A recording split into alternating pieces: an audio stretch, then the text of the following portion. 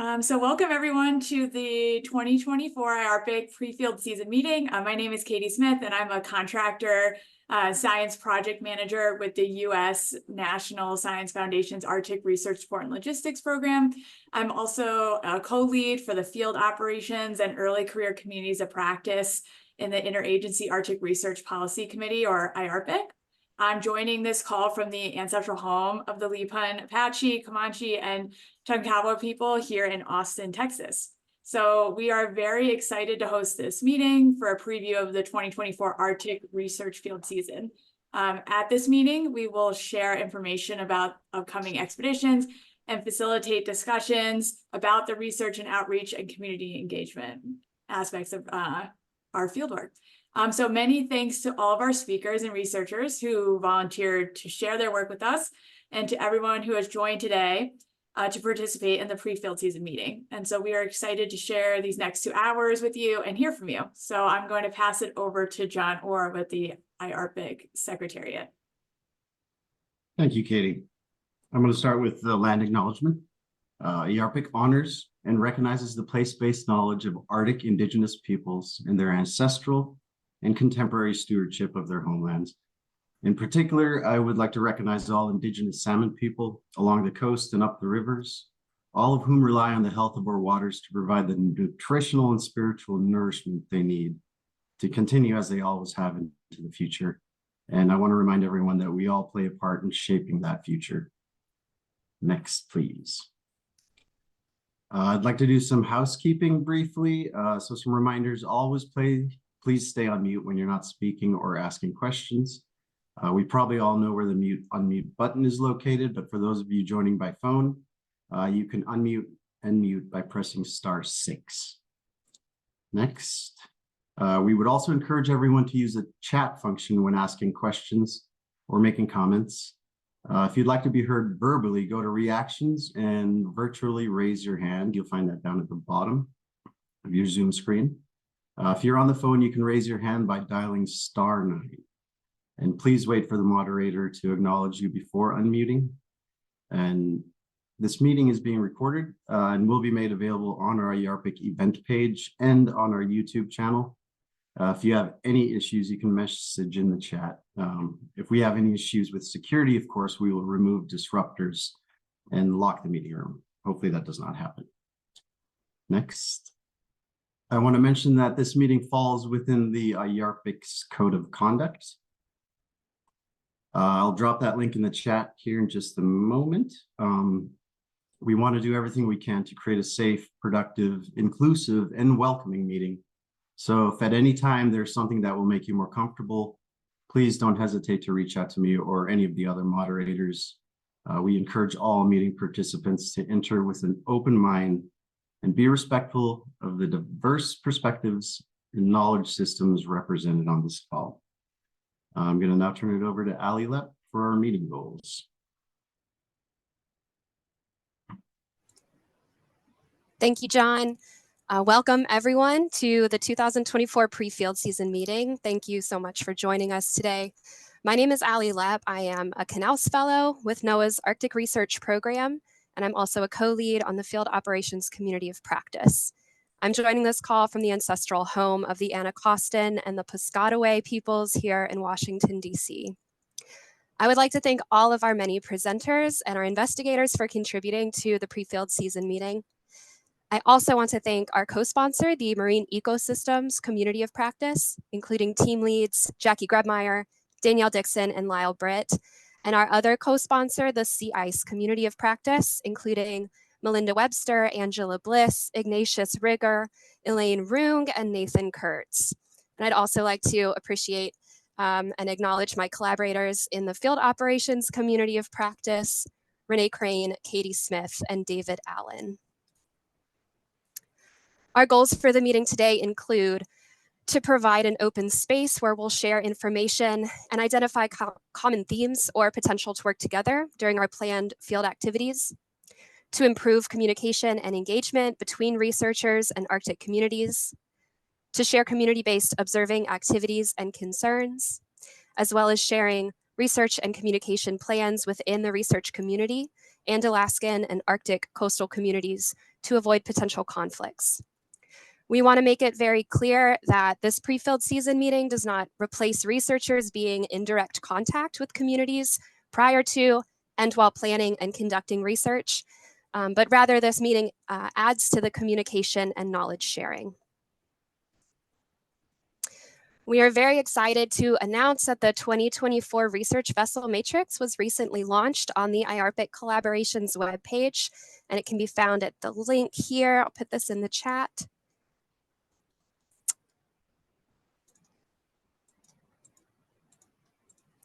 There we go. So this tool was developed in 2016 in the hopes that researchers would use this information to coordinate their activities and that communities could use it to better understand what vessels are in their waters and how to contact folks on those vessels if necessary. Since then, modifications have been added to improve accessibility and the usability of this research vessel matrix, including a calendar view, organization of activities by region, maps that illustrate planned ship tracks, and the inclusion of a broader range of science activities, including mapping and fisheries surveys. In addition to the website, there are various other places to find information about the research vessel matrix, including those which are listed here.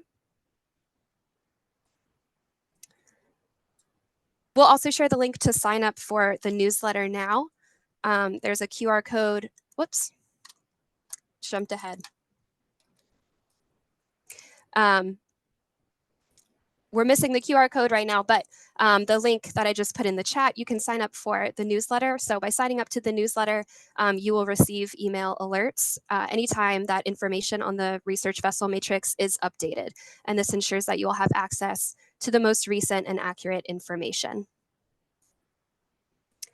We also would like to highlight that the 2024 mooring matrix can now be accessed from the same webpage as the research vessel matrix on IARPIC Collaborations. By sharing this list of mooring locations, we aim to inform the scientific community and vessel operators of the different locations of moorings which are presently deployed in the Bering, Chukchi, and Beaufort Seas. This will reduce the risk of damage to moorings and will facilitate collaborative science activities. For a variety of reasons, not every project engaging in Arctic research vessel-based work will be represented, although we have done our very best to provide an overview of most of the research projects. And everyone in this call and beyond in the community is welcome to contribute to future pre- and post-field season meetings and to the research vessel matrix and the mooring matrix as well. It is essential for Arctic researchers to follow the principles for conducting research in the Arctic. Researchers working in the Arctic have a responsibility to respect local and Indigenous cultures and knowledge, and to advance stewardship of the Arctic environment. We also need to support a safe, diverse, inclusive environment for those on our teams. Research should be a safe and an enriching experience for everyone involved or impacted. On the next slide, we'll share some useful materials to reference before and while doing research in the Arctic, and we'll also put these in the chat. Here's a list of these resources. Oh, thank you for sharing. Okay, I will now turn it over to David Allen, who will introduce the flow of today's meeting in more detail. Hi, everyone. Thanks so much for being here. We're really excited to have everyone on the call. It's amazing to see so many familiar faces, or faces that have become familiar over at least my tenure in being involved with the Field Operations Community of Practice. Thanks to Ali, thanks to Katie, and to John for getting us kicked off. My name is David Allen. I'm a program manager with NOAA's Arctic Research Program that sits within the Global Ocean Monitoring and Observing Program. And I'm a co-lead of the Field Operations Community of Practice. For today, we'd like to jump into hearing from our researchers on their planned expeditions for the upcoming season. As you can see on the screen here, these presentations will be broken up into 3 different groups with a short Q&A following each group. And after all of the presentations are completed, we will have an open discussion as time allows. Next slide, please. With the research vessel matrix, we recognize that we're mainly capturing marine field operations and all of the, rather than all of the field operations. However, we do try our best to improve with every year. So if there is feedback, if you have feedback for us, please don't hesitate to reach out to us and let us know how we can improve, how we can keep things going, and make this as useful for everyone involved. We'd like to take a moment here again to say thank you to all those who volunteered and actively provided all the rich information to this year's research vessel compilation.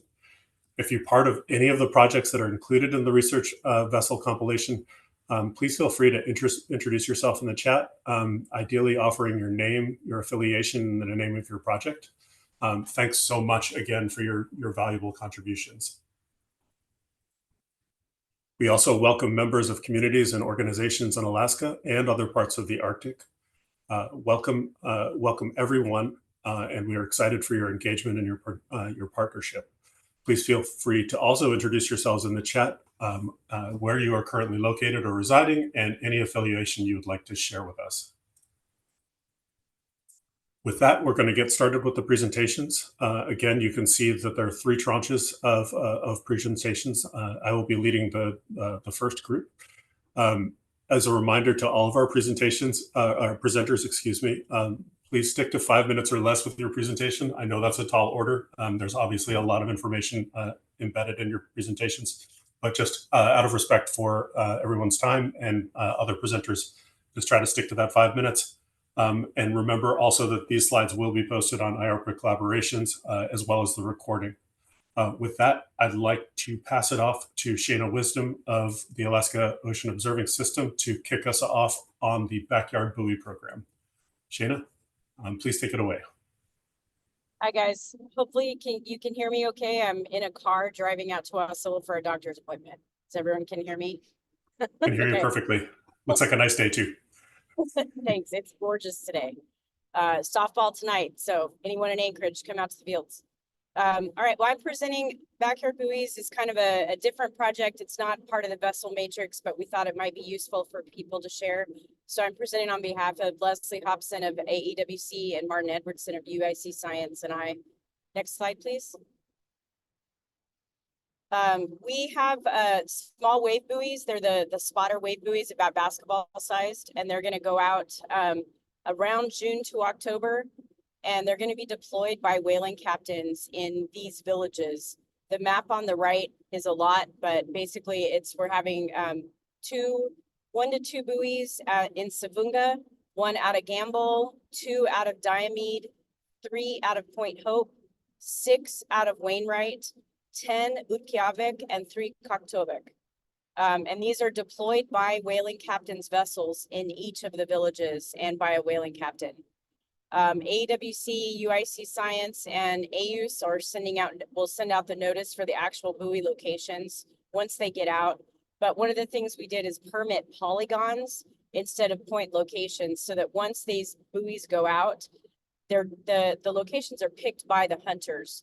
So if they get them out there and they find that they want them in a different location, we permitted the polygon so that they can move them where they want to go. So we'll just kind of keep you guys posted on where they end up. Next slide. The point of this whole project is to empower Indigenous coastal communities to collect and steward and use their own wave data to complement their existing knowledge. And this is really about safety at sea. As you guys all know, these big wave buoys, hundreds of thousands of dollars, big boats. It's nice to have those in the Arctic. It's really tough to get them out there. So these wave buoys allow small vessels with individuals to take care of these. Next slide. And this technology supports Indigenous knowledge. It's a co-production project from the beginning. The picture is us in Utqiagvik in 2022 with partners from Pacific Islands, Pacific Northwest. That's Harry Brower in the middle talking about his ideas for the project. And again, this is really about autonomy of the Indigenous communities. Next slide. And this really has been a co-production from the very beginning. AEWC was our Indigenous partner. We had several partners from the Pacific Northwest and the Pacific Islands. They've been involved from the very beginning in the proposal to NSF, in the buoy placement, in the buoy deployment, in our data tools development, the data sharing. It took us a few years for Whaling Commission to agree to want to be able to share the data. There's been knowledge sharing across the regions with Indigenous partners. And the funding is the key part of that. So it's not just us coming into the community asking for their input. It's that the funding provided labor, staff, travel, program coordination by UIC Science, stipends, and fuel reimbursement for those that are deploying the buoys. Next slide. The program team, I'm not going to list them all, but we've all had a lot of opportunities to work together. So you guys can read those if you have any questions. In Alaska, it's AWC, UIC Science, and then the ANSET program. And next slide. Going through it fast. I'm channeling Jackie. Whaling captains deploy the wave bit buoys from their own vessels, so there's really no opportunity for berth space. AEWC has agreed to share the data on our portal, and the opportunities are, this is solely with Indigenous communities. So we don't really have any collaboration needs. These are wave buoys that'll be out there by then. And I think my next slide is the final. The data to be collected are wave height, wave period, sea surface temperature. So the data are on our portal. We also have it on a link on the website. And then we have a prototype app that should be going live as an app soon, but here's a QR code. So once the buoys go out, you can see all the information on an easy to use app that was helped designed by our partners. And then final slide is just contact information if you have any questions. Appreciate the time. Wonderful. Thank you so much for joining us on your drive to the doctor's appointment in Wasilla. You set a really high bar for the timing and everything else, as always, Shayna. Thank you. With that, I'd like to turn to Phyllis Stabino and Sean Bell for the Ecofoci spring and fall mooring cruises. Phyllis, take it away. So I'll talk about two cruises, the spring and the fall mooring cruise. Sean is at the moment sitting in Kodiak preparing for the cruise. Next slide. The first cruise is the spring mooring cruise. As I say, they're in Kodiak. They've loaded the ship and they will sail on Friday morning. It looks like we have finally lucked out. The weather has improved greatly. We were afraid that they wouldn't sail on time, but it looks like it's in pretty good condition. We'll sail to Unimac Pass, and we'll go as far north as we can. At the moment, it looks like the ice is at approximately 60 north, which is St. Matthew's Island. And so we'll go as far north as we can. We also do a bunch of work at the ice. Sean Bell is the chief scientist on this cruise. And then we'll end up in Dutch Harbor. For me, one of the most important things on this cruise is we will deploy the M2 mooring for the 30th consecutive year, which I think is a huge accomplishment, and I'm very, very pleased with. Next slide. So the other cruise I'd like to talk about is the fall mooring cruise. Next slide. Ryan McCabe is the chief scientist on this cruise. It's Dutch Harbor to Kodiak Island. And at the moment, it's scheduled for the 7th of September through the 25th, but that date may move forward a bit. We don't know yet. Once again, it's on the Dyson. And the big focus on this cruise is to recover and deploy the 4 major moorings on the Bering Sea shelf that we've maintained. M5 and M8 will go out for the 20th consecutive year. These are ecosystem moorings. And then in addition, we're partnering with Catherine Burchuk on these cruises. And most of the work in the southeast or in the northern Gulf of Alaska is acoustics, passive acoustics. Catherine is looking at, among other species, for right whales. Next slide. So the key scientific questions and motivations are these are the long-term moorings in the Bering Sea. For instance, we will talk a week after the spring cruise at the peak meeting, which is an ecosystem early warning or early statement of where the ecosystem is, and the M2 data and the other M4 data will both say, tell us the status of the system and timing of the bloom, etc. And so this is a physical, biological, and economic meeting, and it's the first of the fall assessment meetings. Next slide.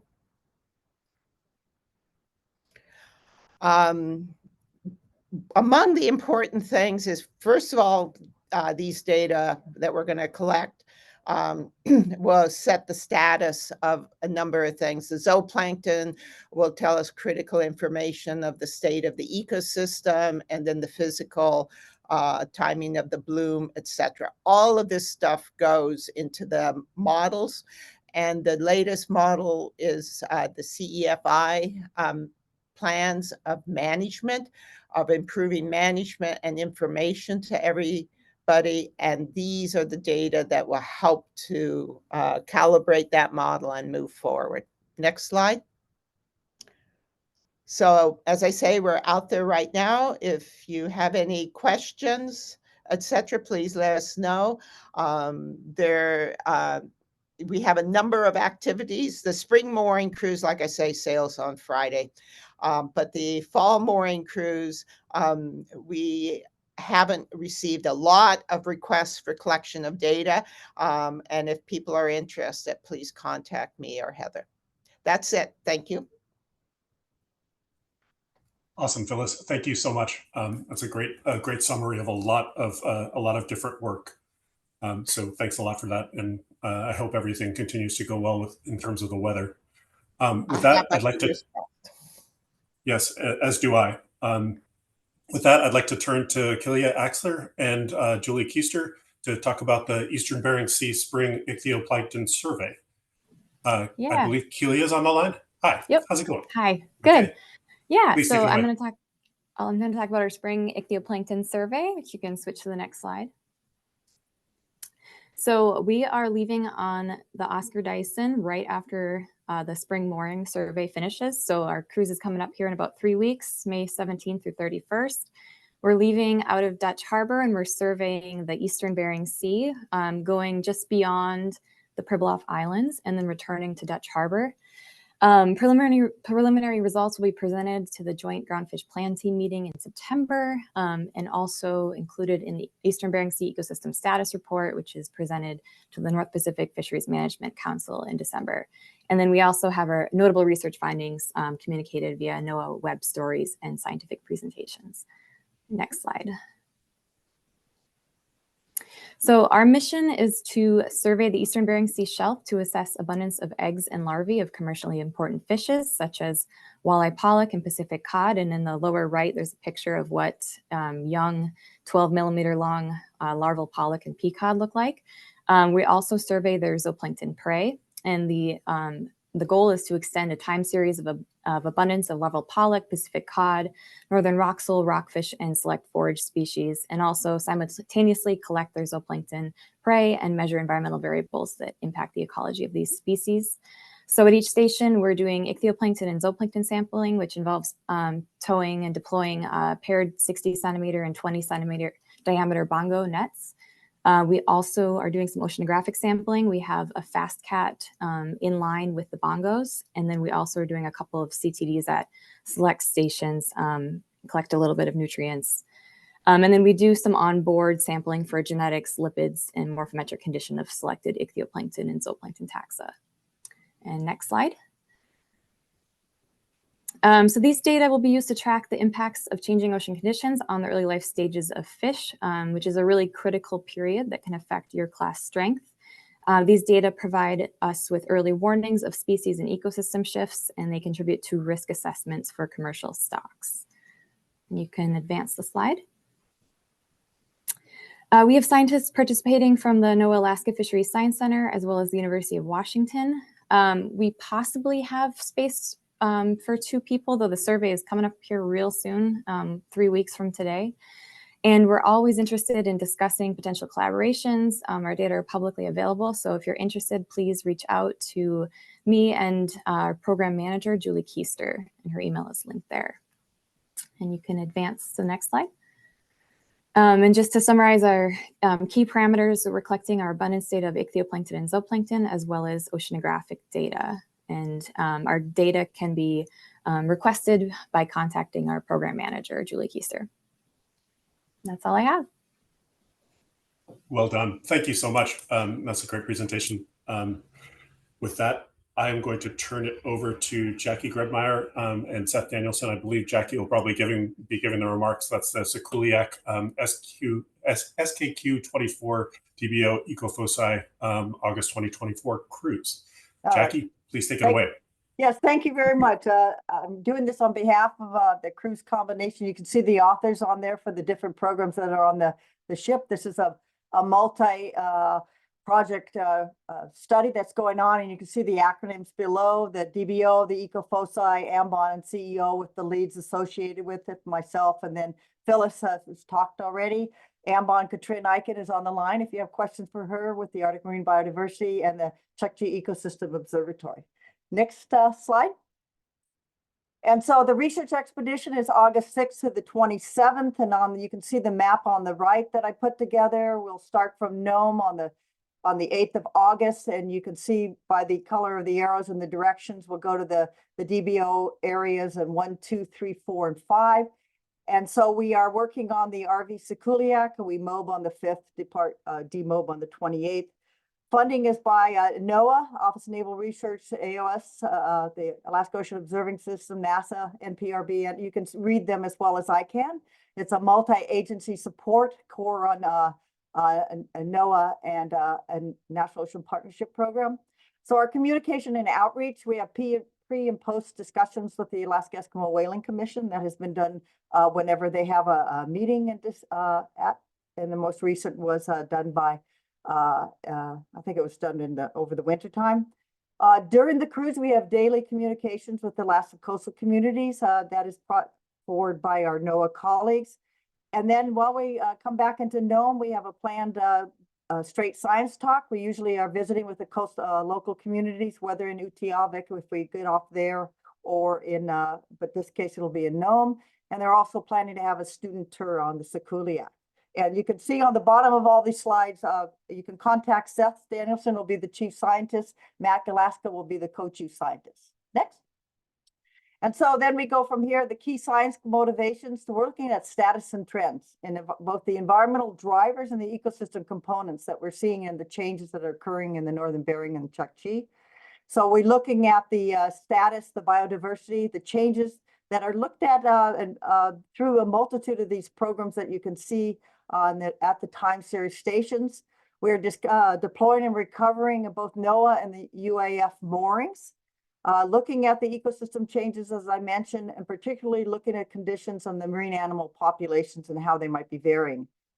You can look briefly, the summary underway, time this, David will let me know. Underway observations, so we'll have seabird marine mammals. We go from lower and upper trophics, water column measurements from typical physical oceanography, salinity, temperature. We do biooptical measurements, eDNA. We're looking at harmful algal bloom monitoring, also measurements for nutrients, water column composition of carbon and chlorophyll, bongo net toes for zooplankton and larval fish. And then on the benthos, we'll use grabs and trawls, looking at sediment grain size, looking at the composition of the animals in the sediments or on the sediments.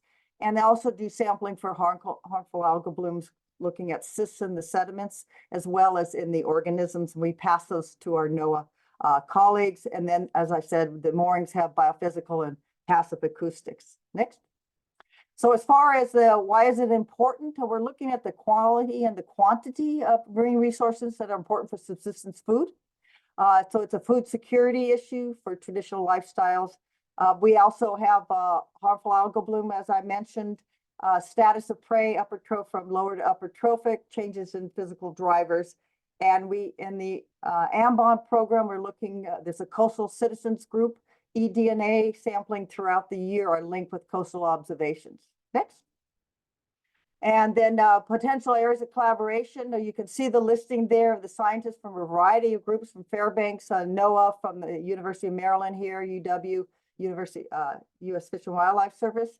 Unfortunately, we're booked out for space currently for full capacity, but we do have a coastal community subsistence person coming on board to help us on besides all the science that is collected. There depends on personnel. So if you have interest for collecting of data, you can contact Seth directly. All the data is made available in the government archives. Opportunities, as I mentioned, we're sponsoring a community member, but we also welcome inquiries for future collaborative projects. And the collaboration needs are related to seabird and marine mammals and from the Fish and Wildlife as well as the University of Washington. We also collaborate with NASA for satellite projects and also pending collections for other components. Next. As far as the data to be collected, it's a repeat on the upper line of what is collected. Links for the data are all there for different government archive sites, and we follow the fair and care principles. Okay, and then to end it off, we're done. Acknowledgements to thank you. You can see all the symbols of the support there and all the organizations involved. I'm done. Well done, Jackie. Thank you so much. That was a lot of information to cover in such a short time. So I really appreciate you bearing with us. I will actually now turn it to Lee and Jackie again to talk about the cruise on the Canadian Coast Guard ship Sir Wilfrid Laurier. It's leg one of the 2024 DBO C30 cruise. So I'll give it back to you, Jackie and Lee. Yes, great. Jackie actually covered a lot of ground for what we're doing on the DBO cruise component that's on the Sikuliaq, so that'll save a little time, I think. The Sir Wilfrid Laurier, it's an ice-breaking buoy tender that's based in Victoria, British Columbia, and it sails through Alaskan waters every summer each way into the Western Canadian Arctic, and its main mission is to maintain buoys and channel markers in the Canadian Arctic. But because they pass through U.S. waters, we've taken advantage of it since 1998, have been on almost every year with a team to collect samples. And this year's a little off. I normally would be on the Sikuliaq with Seth and Jackie and Matt and everybody else, but they're doing an exercise, the Canadians are, with the Japanese Coast Guard prior to picking us up. So instead of getting on in Victoria, which we did last year, or in Dutch Harbor, they're going to pick us up in Nome. We're going to do the same DBO transact. Why don't we go to the next slide that Jackie showed. Oh, okay. And follow that same DBO route that's in the slide that Jackie showed, occupying all of the 5 stations. So, okay, and okay, that's good. There's the map that show a picture of the ship and where we'll go, and Jackie just showed that also. We do have, because it's a Canadian ship, the chief scientist is always a Canadian scientist. John Nelson, who works for Fisheries and Oceans Canada, will be the lead scientist. Jackie's normally on board, but I'm going to do that because these cruises overlap this year, the Sir Wilfrid Laurier and the Sikuliaq. So I'll be the lead U.S. scientist. Karen Fry of Clark University is also another U.S. scientist that will be on board. In terms of communication and outreach, the Canadian Coast Guard Command on the ship actually talks to all of the villages as we go by. The plans are presented. We will communicate activities with the coastal communities as needed, and we've been out and visited many of these communities in person to provide some results in terms of what we're doing. So why don't we go to the next slide?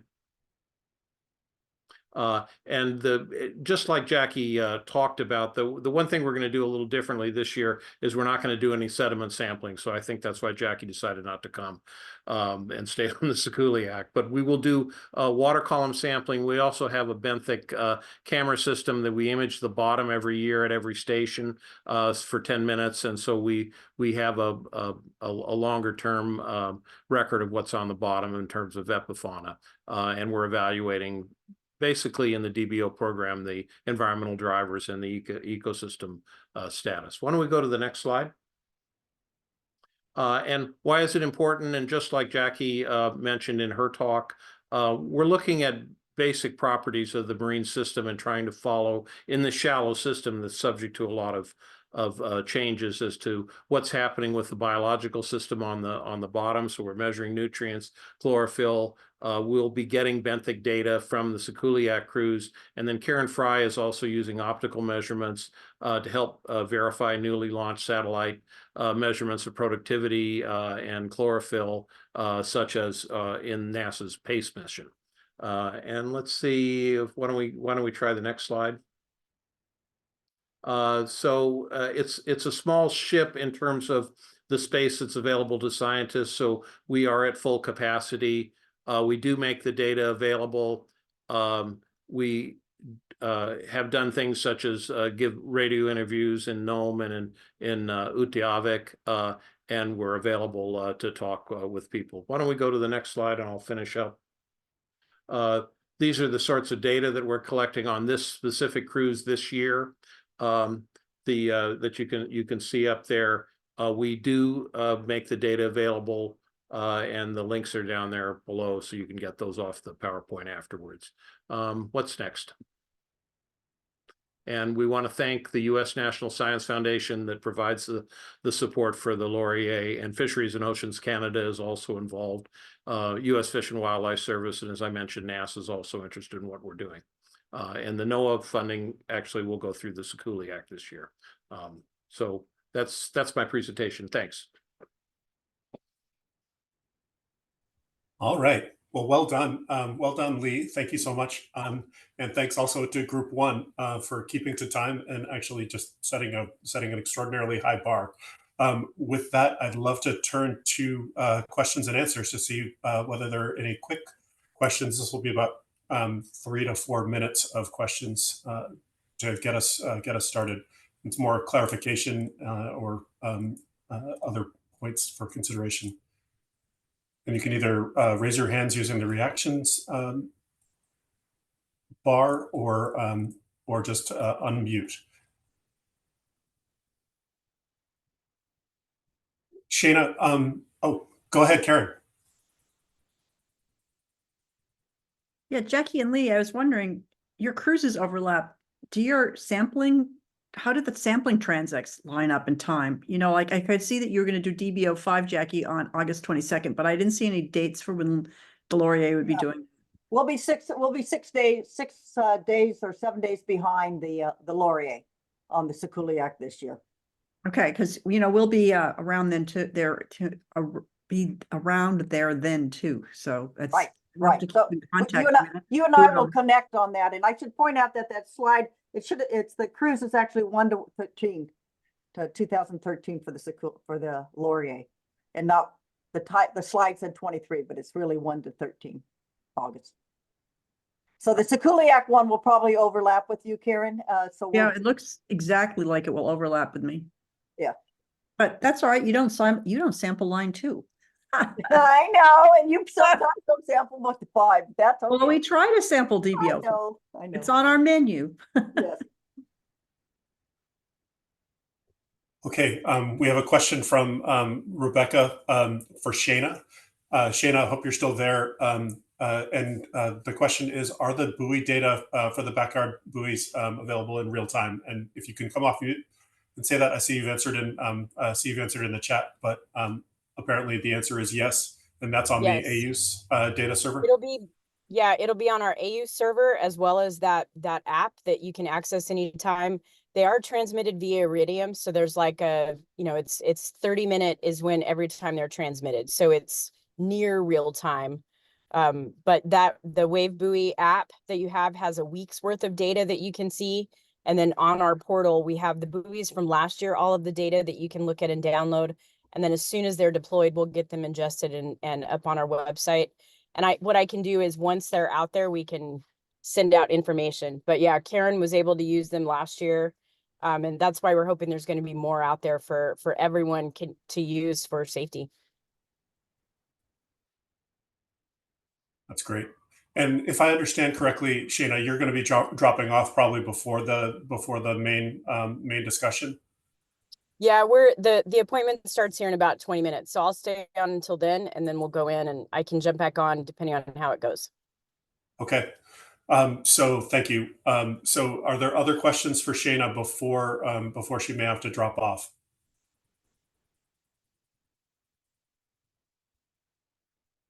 Shayna, I have a bunch, but probably not enough for not for the time that we have in front of us. But I really appreciate the presentation and you taking the time to share your commute with us, and of course backyard buoys as well.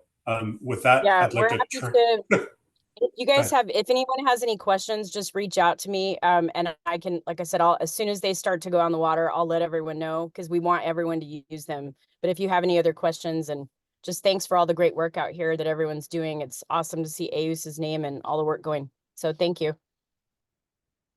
Thank you once again. And with that, I'd like to turn it over to my colleague, Katie Smith, to moderate the Group 2 presentations. Katie, please take it away. Awesome, thanks. We'll go right into it. So Jim, if you are online, you can go ahead and get started.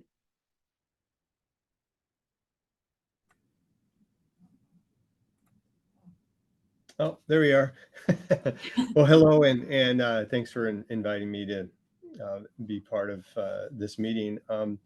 I'm just going to briefly touch on, very briefly touch on the survey that we've conducted in the Northern Bering Sea.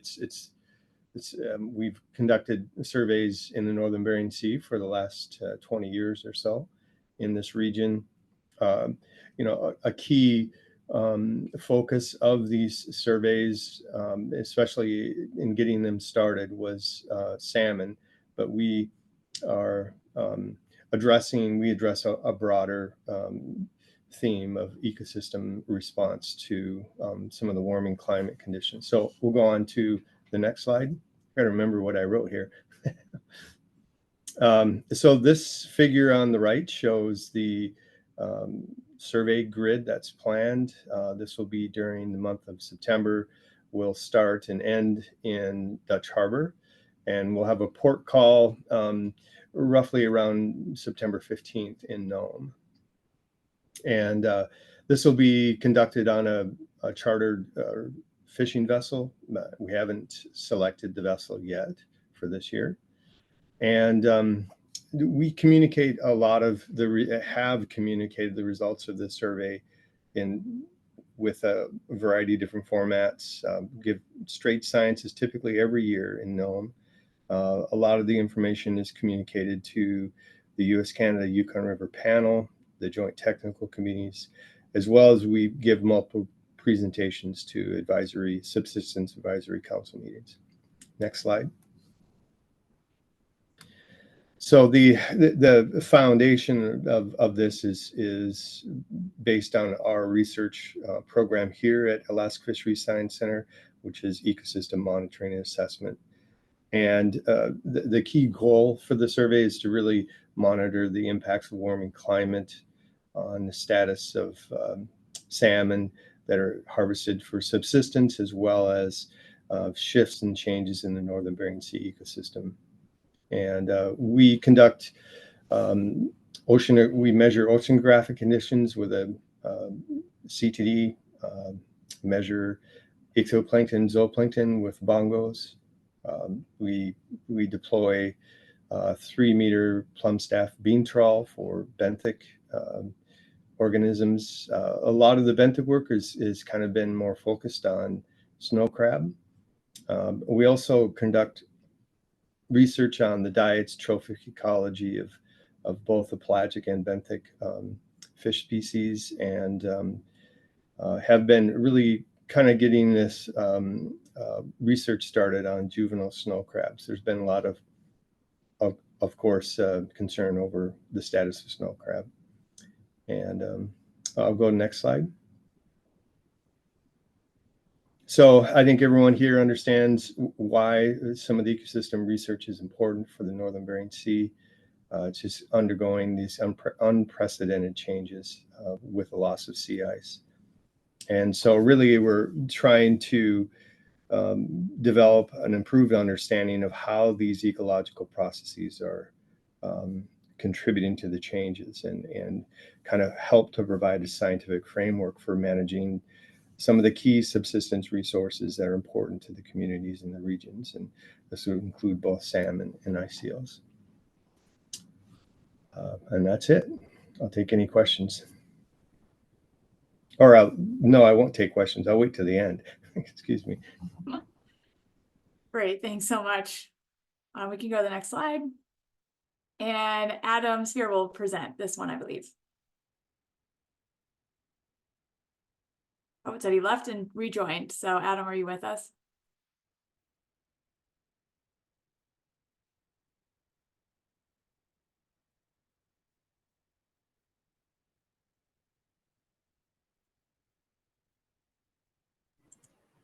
Adam, if you're with us, we can't hear you, but I see you on.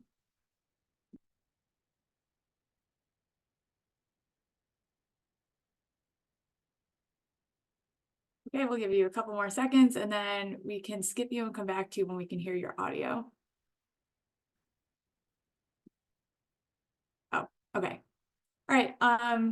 Allie, do you mind going ahead? We'll go back to him next. So Rebecca, can you go next, please? Yes, I can do that. Can you hear me? Yes, thank you. Yeah, great. Thank you. Yeah, so this is the Bering Strait Mooring Project, and this is myself and Cecilia Peralta Perez, who's on the call also, and this is funded by the Arctic Observing Network of the National Science Foundation. So next slide, please. Yeah, so our dates are September. We're coming in and out of Nome, 8th to the 18th on the Norseman 2.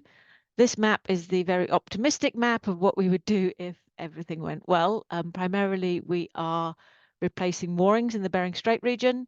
You see there, you see A3 just at the bottom, and there's 2 moorings in the strait. And then we do CTD sections with water samples for nutrients and trace metals to give us a context for those measurements, those long-term measurements. I put in the community and outreach plans. We have all our data, all our papers on our project website, and we give presentations in various conferences. We have a school outreach program that's based in Seattle. That's a holdover from the pandemic, that it's mostly Seattle. And Cecilia, are you on? Do you want to say a few words? Sure. Hi, everyone. Could jump in to say that we've been visiting schools in the Seattle area, and these have been targeting schools that are diverse both culturally and economically. And the vast majority of these visits are done in Spanish, taking advantage of my native language.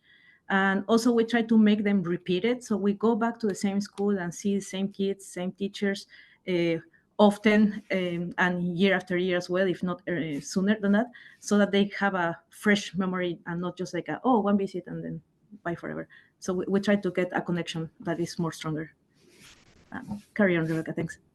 Yeah, and so then we're also trying to schedule a straight science, but probably via Zoom with Gay. In fact, she and I are chatting on the offline on this call, trying to set that up at the minute.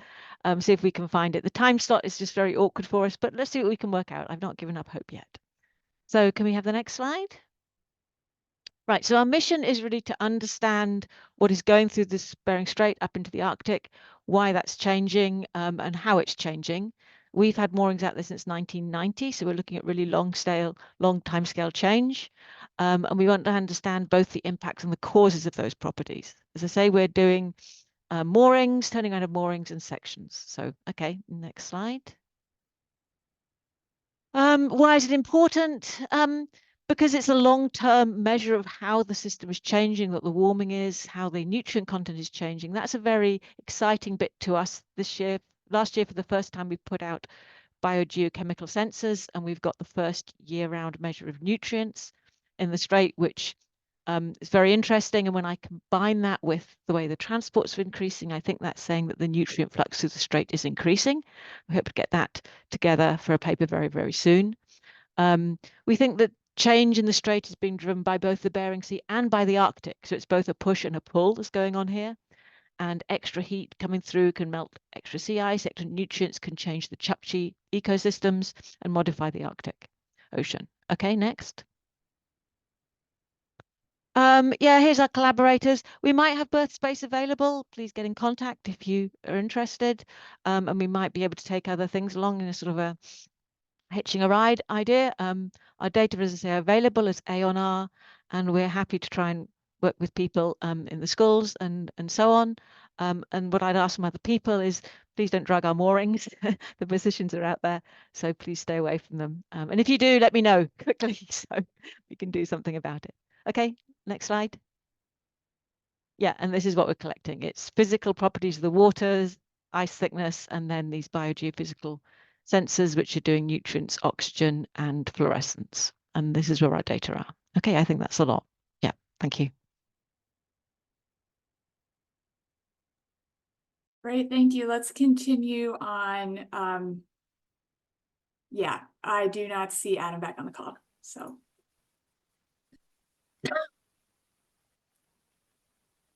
Sure. So, hi everyone. So I'm Jiaxu Zhang from University of Washington and NOAA PMEL. So Calvin Morty and I together lead this Arctic Air program at PMEL, and I'm going to talk about our 2024 campaign plan. Next slide, please. So we will have 2 campaign flights scheduled this year. The first one will be actually extended all the way to June the 16th. So it's a fairly long campaign. The second one will be in September from the 5th to the 20th. So we are going to focus on quite a few different regions. The first one is the Northern Bering Sea, focusing on the Northern Sound and the Chibikov Basin. And then the second one is the Central Chukchi Sea, and the last is the Southern Beaufort Sea. So by flying out of Nome, Cosby, Udiavik, and Prudhoe Bay, we're going to cover all these regions. So we are going to use the research aircraft of the NOAA Twin Otter, and we're going to communicate with our stakeholders through email list. And also, whenever we're in town, we're going to organize like tours for tours of the research aircraft with our local contacts. In addition, we're going to coordinate with a couple of cruises. The first one is the Northern Bering Sea Survey. Jim presented just now. And the second one is the Pacific Walrus Survey, which will be presented after this group. And we're going to also leverage their communication methods to communicate. So the figure on the right shows the rough route we're going to take. So the yellow triangle is our June flight plan. So we're going to depart from Anchorage and stop at Nome, do survey in the Northern Bering Sea, and then go to Cosby, survey the Kobuk Lake, and then in the Central Chukchi Sea to support the Pacific Walrus Survey, and then go back to Anchorage. For the September, we're going to do a bigger loop, start from Anchorage again to go Nome and stay there for quite a long time to work to coordinate with the Northern Bering Sea cruise to survey that area, and then may stop at Cosby and do some Greybill surveys in the Chukchi Sea, and then go all the way to the north to deploy buoys over there. Next slide, please. So there are like many different missions compacted in our survey flights, including the ocean color, hyperspectral ocean color data collection, buoy deployments, including surface buoys and AXCTDs, and also meteorological and physical ocean condition data collection at the marginal ice low, and also supporting the Pacific Walrus and Greybill surveys. So I'm not going to cover all these details, but I want to go to the next slide to talk about why we want to do this to support the coastal communities. The first one is really focus on the harmful algal bloom, which pose a lot of risks for food safety. So our target is to use the new remote sensing hyperspectral technology, both from the airborne and also the paid satellite, to tell the different phytoplankton species. So by detecting the harmful species specifically the Alexandrium, we want to build towards a early warning system through this ocean color data. The second one is to serve the Cosby community because they rely on the spring icebreak timing at Cobble Lake for subsistence ice fishing, such as the sheefish. So we work with them and operate aerial survey and combine the satellite data to measure the sea ice thickness. And we are in the middle of developing a flow size ice model. So together we want to build a better future prediction for this spring breakup. The third one is to focus on the marine mammal habitat changes. So by supporting the walrus and greville surveys, which are really important species integral to the culture and hunting traditions of local communities, we want to better understand where they are, how many are there, and how they are changing with their habitats. And finally, we are doing these physical and meteorological ocean measurements through all the buoys, trying to understand what's the physical condition changes that help us to understand all the challenges posted by all above. So that's all I have. Thank you. Great, thank you so much. Moving on, I think Jason will be presenting this presentation. Yeah, that's right. Great. So I'm Jason Gobat from the University of Washington, and I'll be talking about representing for the Arctic Mobile Observing System, which is Office of Naval Research Innovative Naval Prototype. We're in our 5th year this year, so this is kind of our wrap-up year. We've got just one cruise this year. It's September 1st to the 19th on Sikuliaq, Nome to Nome. So fairly short and kind of compressed by scheduling needs. To service, mainly focusing on just servicing the moorings. So trying to get all the way up. If you look at the map there, next slide, please. The map there, that the very top magenta point is our very low frequency northern site. So that's the furthest extent we'll be going to almost at 78 north. We'll be turning that mooring around as well as the other magenta site VLF east. And then our two primary science moorings are Amos A and Amos C. They're in the green dots, this northernmost green point and the southernmost green point. As time allows, we'll also service some of the other moorings, which are just navigation sources for us. Next slide. So Amos is both a technology demonstration and development project as well as a science project. Our primary goal is to develop a scalable networked system of autonomous year-round observations in the Arctic. So the moorings are there with acoustic sources and acoustic modems to support the autonomous assets, which include gliders, profiling floats, Argo floats essentially, and propeller-driven Remus AUVs. Next slide.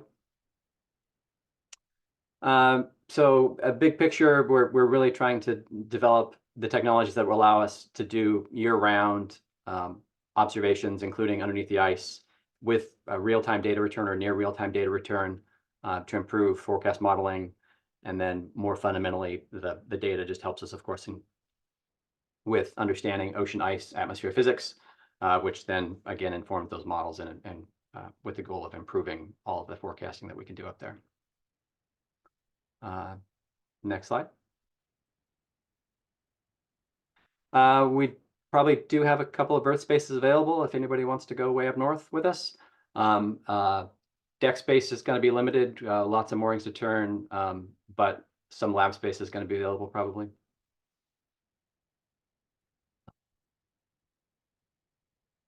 The moorings are pretty physically focused, as well as the sensor payloads on the gliders right now.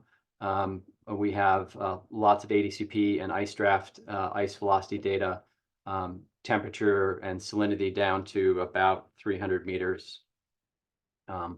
We won't likely not be doing any atmospheric or sea ice-based instruments this year because I don't know that we'll have time for ice stations. The gliders are primarily CT, though also some optical, so we can get some plankton, fluorescence, that kind of thing.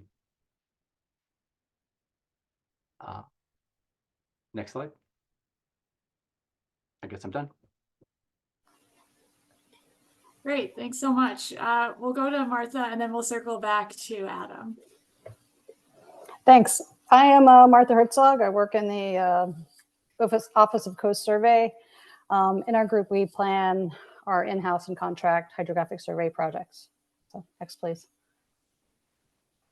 Here's a quick graphic of where we'll be surveying. We'll be surveying with our No Ship Fair Weather and contractor for Kotzebue, but we lost the Rainier to a fire this year, but Rainier hopefully will be getting online later this year and coming back to Alaska. So in Southeast was scheduled for April, probably go back in October. Offshore of Kodiak and northern Kodiak is going to be in May, and then moving up to St. Matthew and doing the port access route study for the Coast Guard. Next, please. So I'm not sure if how many are familiar with us, but the Office of Coast Survey, I mean, our primary mission is to collect bathymetry in support of nautical charting, which is really supporting navigation, but our data serves many different purposes. We are the authoritative source for all of depth data. So a lot of people use it for research. We regularly partner with all kinds of folks, including like the USGS, Park Service, BOEM, academia, other NOAA line offices. And there's a number of different campaigns and strategies to map within Alaska and throughout the United States, just to map our US waters. Next, please. Just a little more detail of a couple of our projects that we're doing this year. You'll find a theme that all of these projects have no modern bathymetry in them. And so we are really trying to update that for the safety of navigation and for other research purposes. One is just in Southeast, around La Vigigado. It's a huge cruise ship traffic area. Northeast Kodiak, the fishing communities reported a lot of charting discrepancies. And there's a ton of fishing and it's part of the Alaska Marine Highway System going in and out of Kodiak. Seascape Kodiak is a partnership project with the USGS. So it's supporting their geohazard research and supporting fisheries through trying to delineate where it can be trawled and not trawled.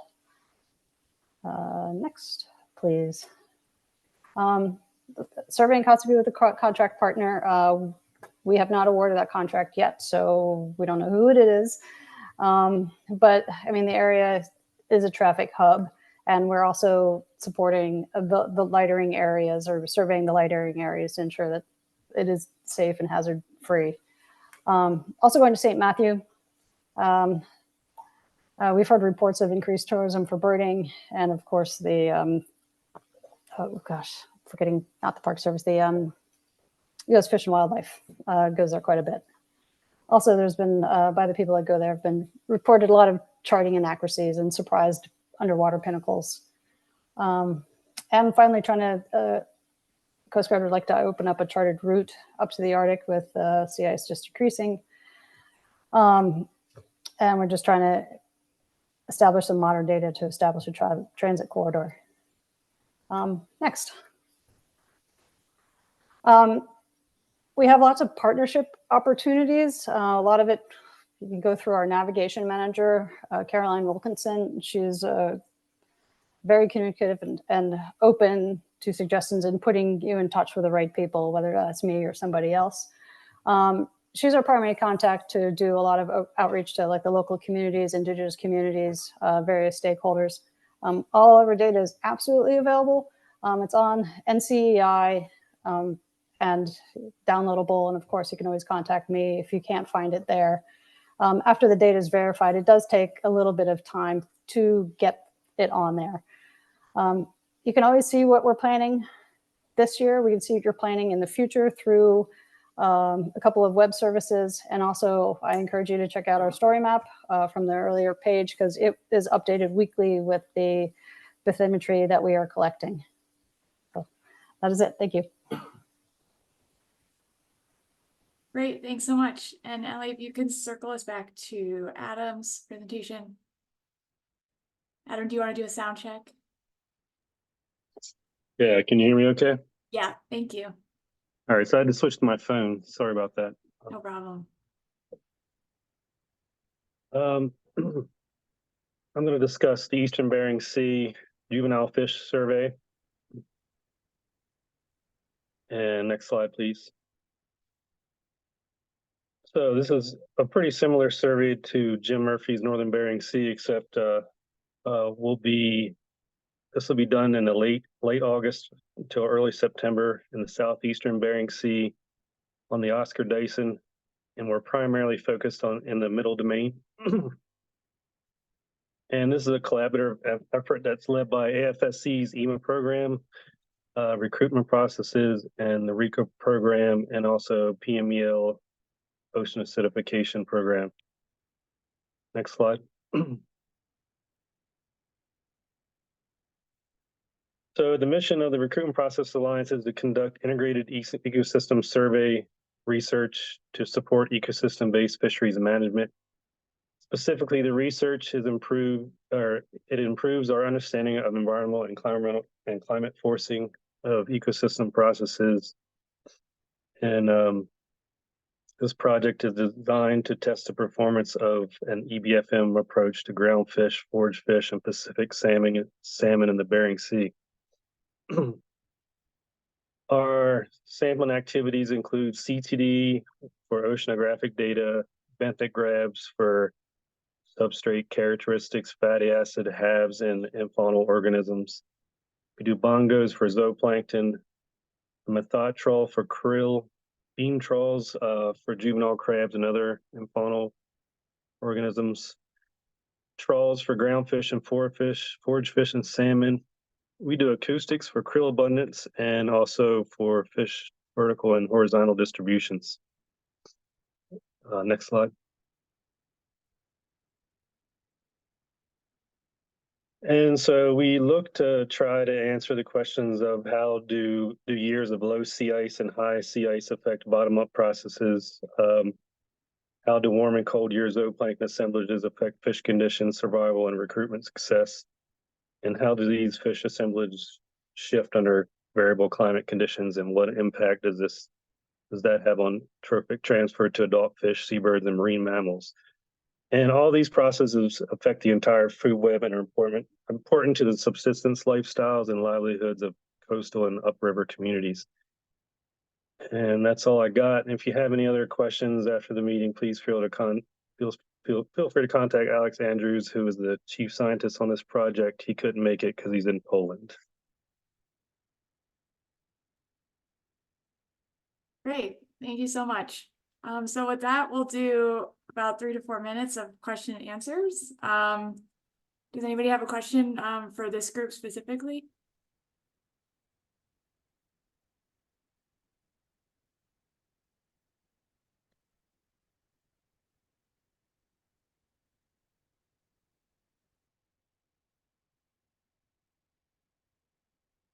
Gay, go ahead. Yeah, hi. I'm just wondering when people say, and this is just seriously curiosity, when people say we're working in the Southeast Bering Sea, but the research goes all the way up to just about off Southwest Cape on St. Lawrence Island. Is that, I just don't know where the cutoff is, but is that also considered the Southeast Bering Sea? I don't know what the terminology is for there.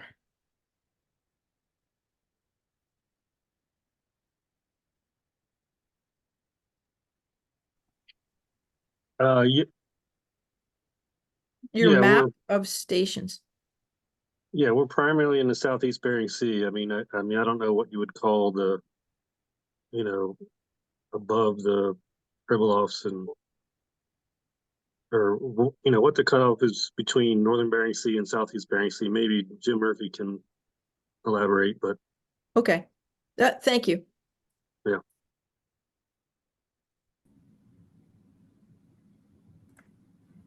Would you like me to say something, Gay? Sure. Yeah, I think the history of that program has been focused on the Southeast Bering Sea region, the Middle Domain, and so that's kind of the history of the project. However, I think that there's interest in expanding that survey, so that's why you see those stations. And obviously, if that survey does expand into the North Bering Sea, they'll have to have a name change. Okay. All right. Thank you so much. Yeah.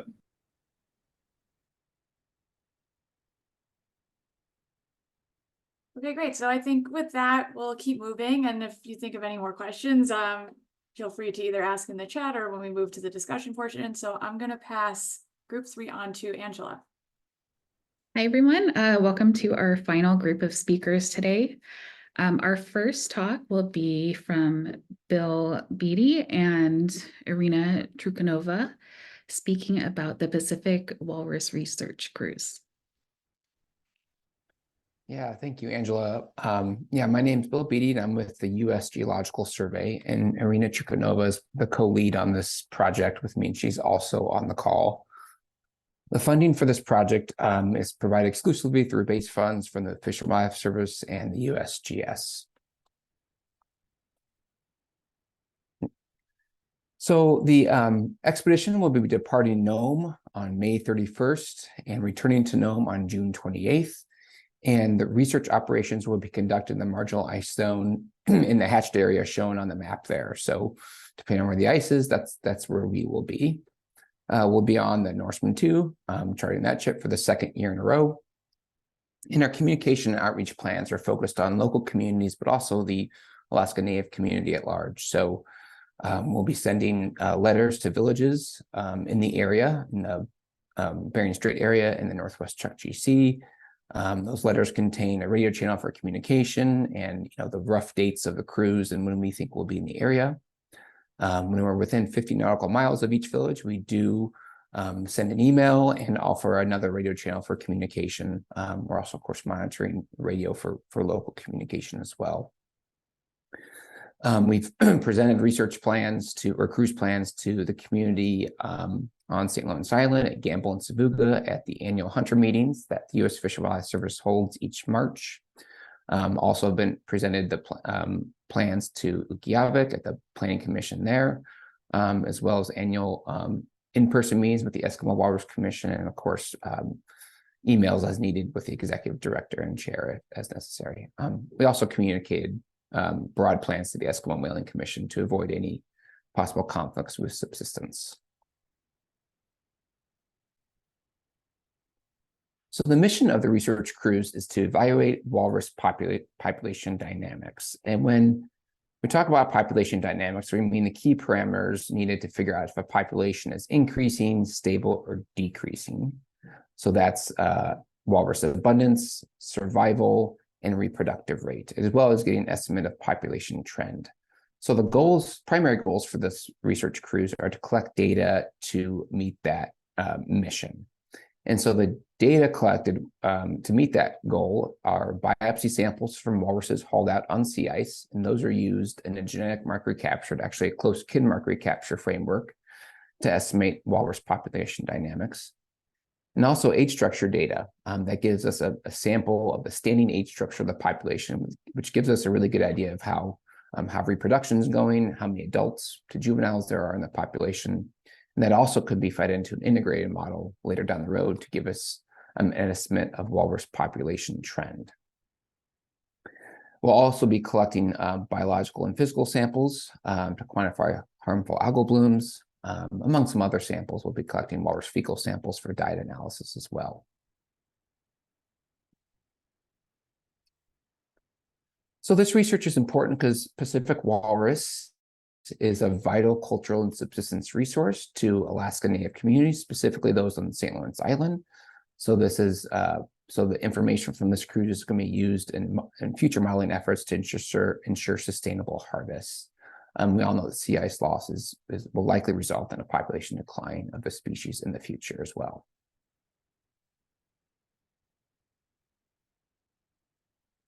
So potential areas of collaboration. We do have some space for equipment. It's very limited right now, but we do have space for equipment and to collect data for other teams. We don't have any birth space this year though. So if you are in need of any other samples, physical samples or biological samples, please let us know. We definitely can easily do that. We'll be making data available via Department of Interior policy, which actually is required when we publish, and it results in the form of peer-reviewed publications. And one of the highlights of our work is 3 Alaska Native Walrus hunters will be full research cruise participants. So they're not observers. They're doing everything on the cruise that other science crew members are expected to do. So they're conducting watches, they're participating in skiff surveys and biopsying and age structure surveys as well. We also lean on them for information and advice on sea ice dynamics and currents. Next slide, please. So the key parameters for this are, again, walrus population abundance, survival, reproductive rate, and trend. And this is the second year of a 3 to 5 year project to estimate those dynamics. So again, data will be deposited likely on the USGS Alaska Science Center website, according to DOI policy. And with that, I can turn it to the next presentation. Great, thank you. Our next speaker is Karen Ashton, talking about biophysical drivers of bowhead whale distributions. Okay, thanks. I'm going to talk about our long-standing work that we've been conducting near Point Barrow. And this work has been funded by BOEM. Please, next slide, please. Oh, I guess I should have said my collaborators are May Sato, Bob Campbell, Kate Stafford, and Seth Danielson. So we'd work off the 50-foot research vessel, the small research vessel this year. It's going to be the 50-foot research vessel Ukpik. We don't have our exact dates yet, but I'm anticipating mid-August to early September. The map on the right shows a cruise track from 2022. And unfortunately, when I made it, that mid-August to early September, 24 at the top did not overlap on top of the map cruise track. Sorry about that. Something happened when I went into this other system. But this year, but what this track shows is where we work. We used to do a line near Prudhoe. We do a work in Okeanon Canyon off on the sort of to the north of New Wixit.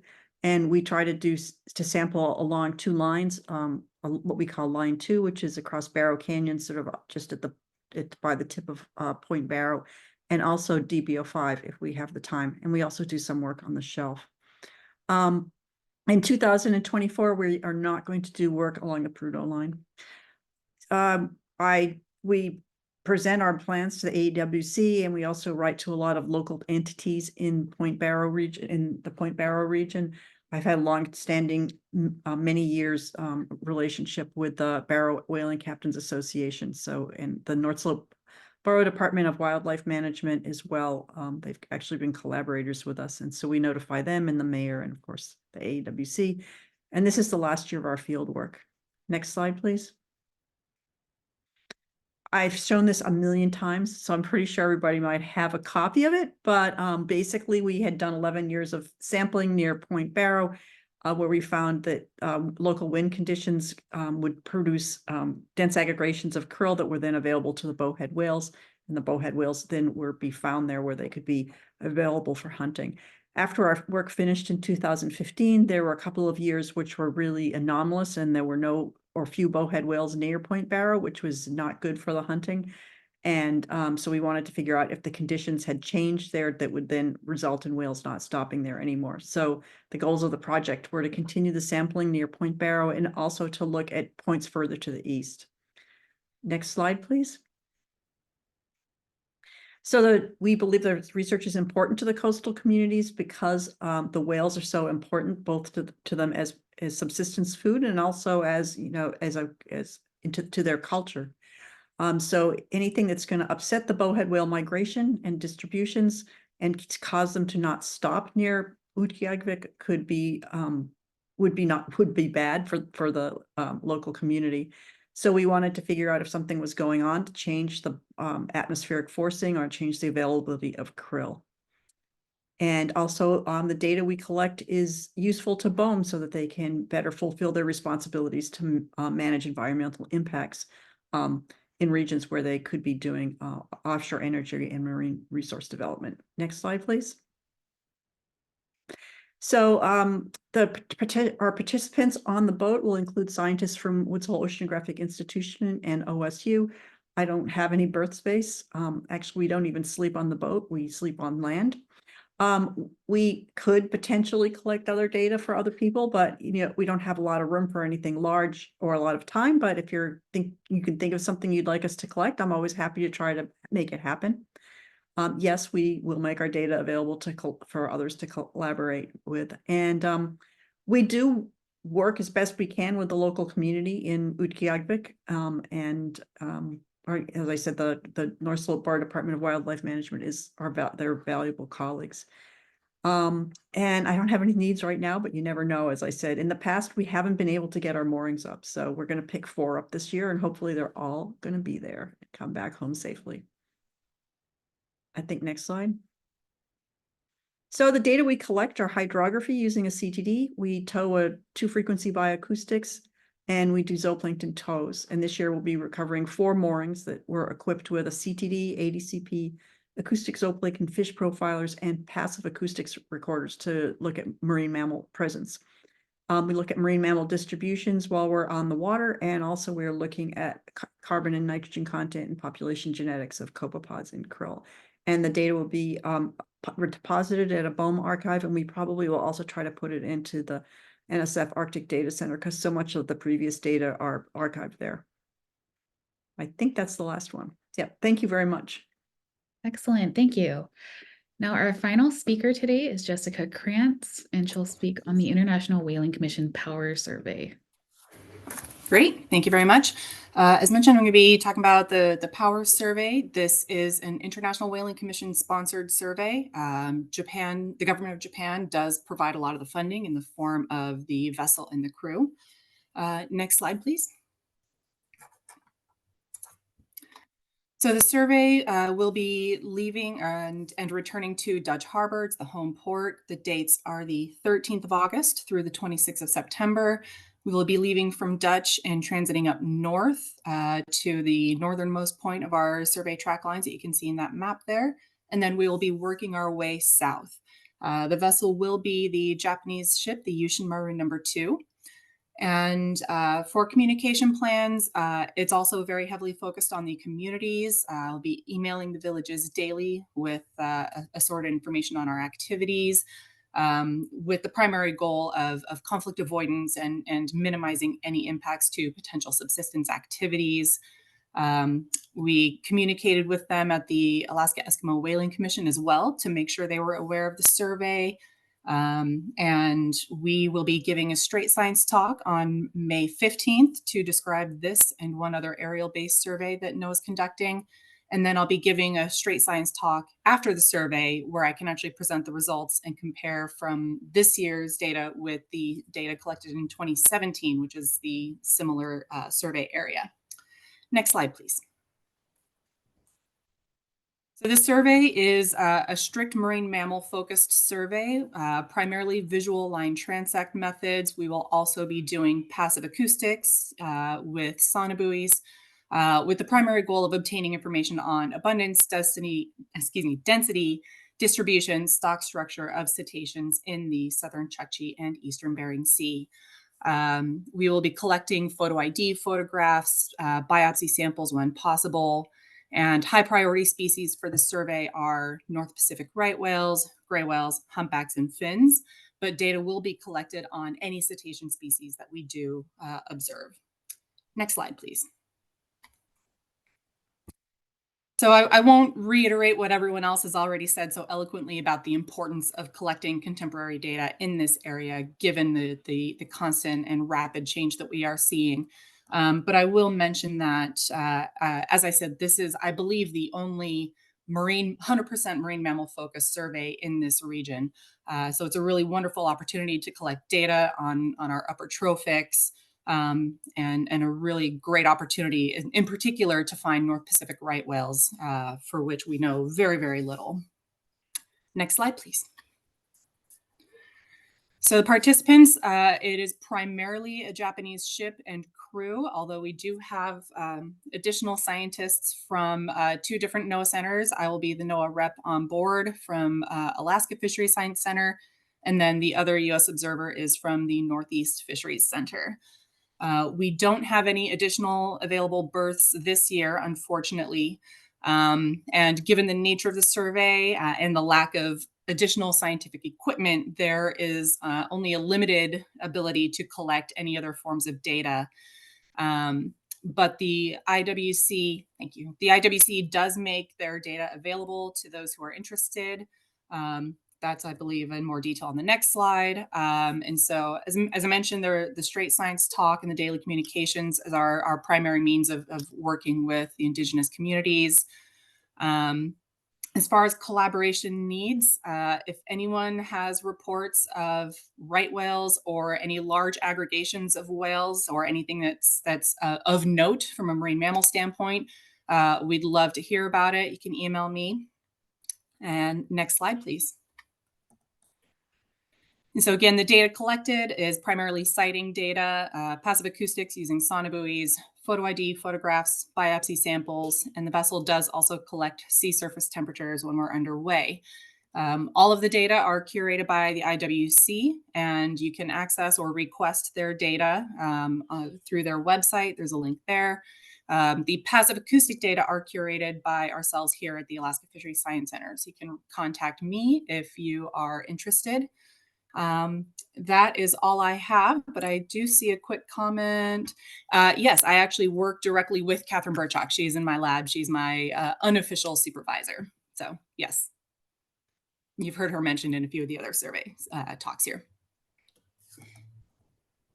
Excellent. Thank you so much. Now I'm going to pass it off to Katie Smith, where we'll be able to have a longer discussion.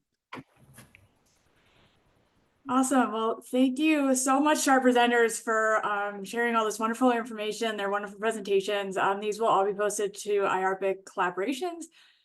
So before we actually jump into our discussion, we'd actually like to ask Stacy Lucasen to provide some brief remarks on the Coeric Region Tribal Research Protocols, Guidelines, Expectations, and Best Practices document that was recently released. So Stacy, if you're on, feel free to share some remarks on this.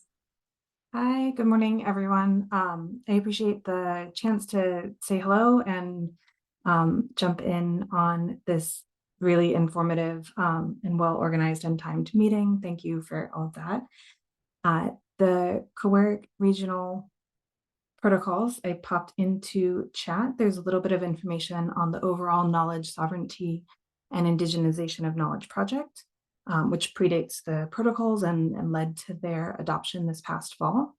And the protocol and best practices guidebook is up on our website, and that's that last link there.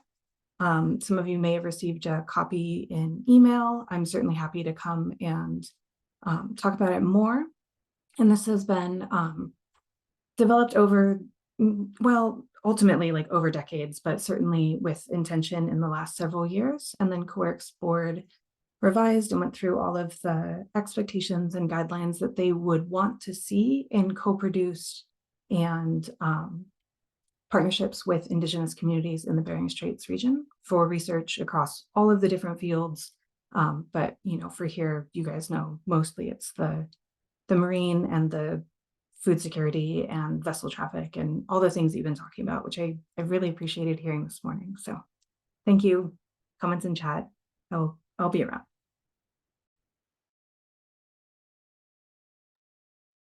Thank you so much for sharing. Does anybody have any questions for Stacy?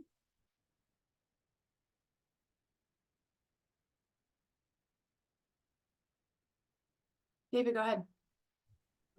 I think I'll defer for well. First off, thank you, Stacy, for being willing to be put on the spot at the last minute. I know that the document just came out and was just published a very short time ago, and I know that was a heavy lift in and of itself, especially given that you've been traveling for the last several months.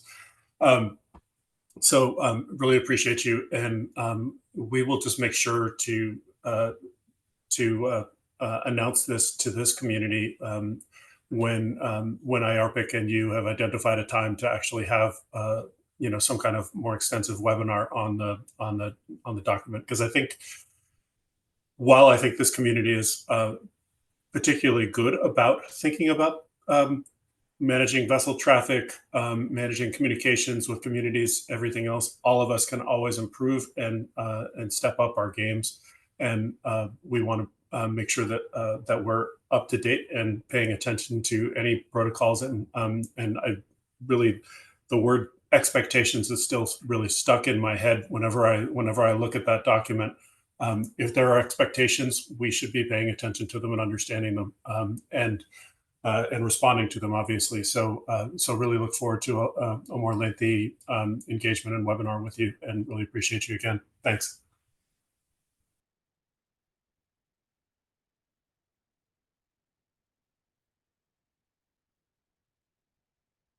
Great. Does anybody have any additional comments there, or questions on any of the presentations, clarifications, thoughts to share with the group? We probably have about 10 to 15 minutes for discussion, then we'll move into a few poll questions, I believe.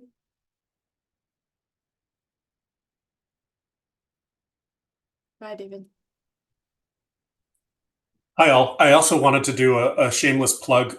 This is not marine research, but since we have Gay Sheffield on the line, I wanted to make sure that everybody was aware that tomorrow night, Thursday evening, there is a straight science talk that will be at the Northwest campus of the University of Alaska, and it is on the bumblebees of the Nome area. So that's at 6:30 p.m. on Thursday, the 25th. Many of you have presented at Straight Science, but wanted to see whether, Gay, you wanted to provide any additional remarks on that, and or any other shameless plugs that you might want to add. Thanks. Okay, that was unexpected. Thank you. We've got, yeah, I'll put in the poster. You kind of caught me off guard here, but I'll put in the poster and the contact info if anyone wants to join in. It's COERIC's climate change specialist, and who is Haley Schofield, as well as Leah Valdez. And so they're going to be talking about the bumblebees, the humble bumblebee of Nome and the Nome area. So they've done some surveys and we're excited. It actually has a lot of hits on it. So I think the bumblebee, and it got rave reviews at the Western Alaska Interdisciplinary Science Conference. So we're excited to share it with the whole region. And we thank both of those researchers for that. So tomorrow I'll put some stuff in the chat. Thank you.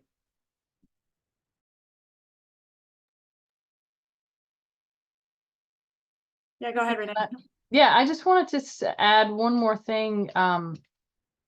One thing I really appreciate about this meeting is being able to see the fabric and sort of the network of how different observations are being made.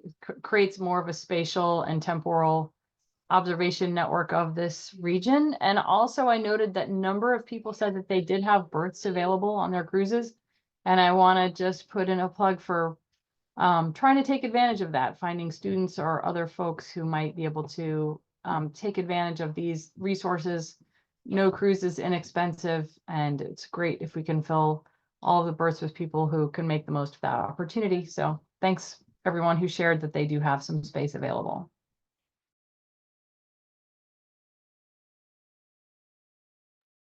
I guess following up on that, is there any way to centralize this information and share that? If that's something that IARPC should be taking on, if that would be helpful. Does anybody have thoughts on best ways to share and get people to fill berths? You know, I mean, I think if we actually went through and if we make an effort to pull out who has maybe a berth space and put it in a post on IARPC, that would be good. There used to be a wants and needs section of the IARPC website in its first iteration, but that never really panned out because there wasn't enough traffic on that part of the website. But I think maybe we could just digest what people had available for people to take advantage of. Thanks.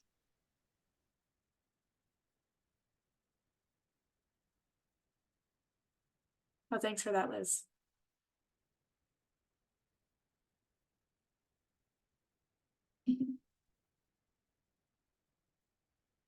Any other thoughts and questions?